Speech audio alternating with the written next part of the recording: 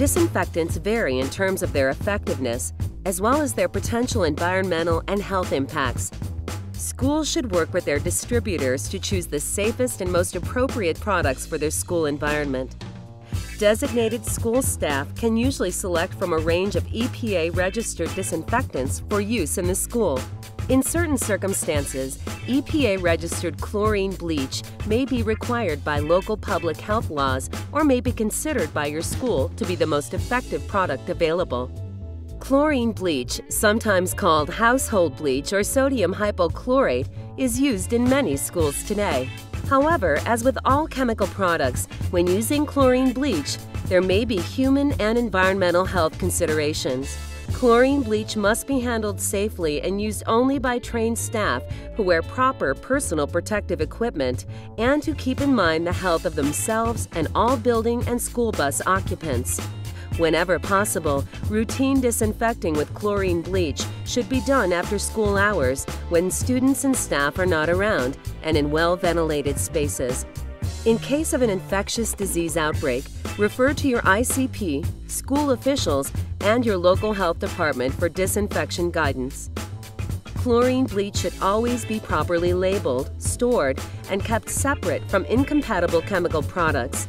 See the safety data sheet for complete information. Chlorine bleach is corrosive and can release dangerous gases if mixed with incompatible products.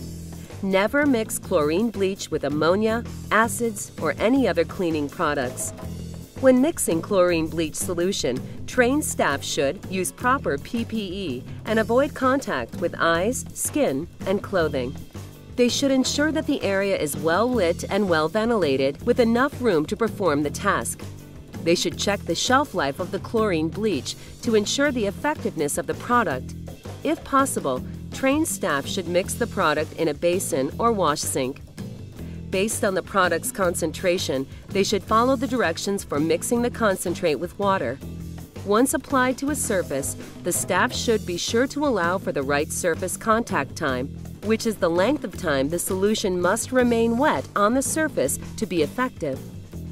Trained staff should carefully prepare the solution by pouring the proper amount of cool water into an empty container first and then add the proper amount of chlorine bleach to the water. This helps reduce the release of vapors and avoid splashing bleach. Do not use more than the recommended amount of chlorine bleach.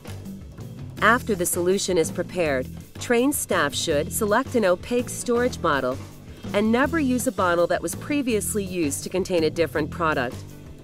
Clearly label the dispenser bottle with the name of the product, its concentration, and the date of preparation. Finally, clean up the preparation area by washing any measuring devices used, removing PPE and disposing of gloves, and thoroughly washing your hands.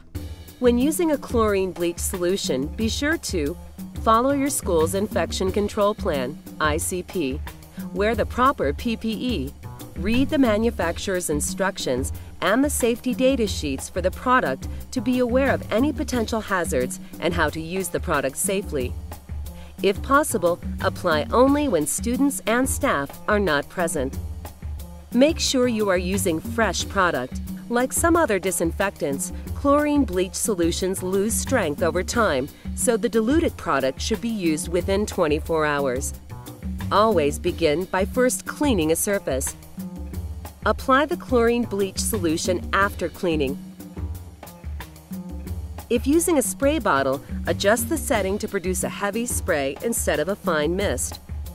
Apply the product to the surface and let sit for the required contact time found on the product label. For some concentrations of bleach solution, if a disinfected surface will later be touched by skin or is a food contact area, it is important to rinse the surface with water after the contact time is up. Allow the surfaces to dry completely.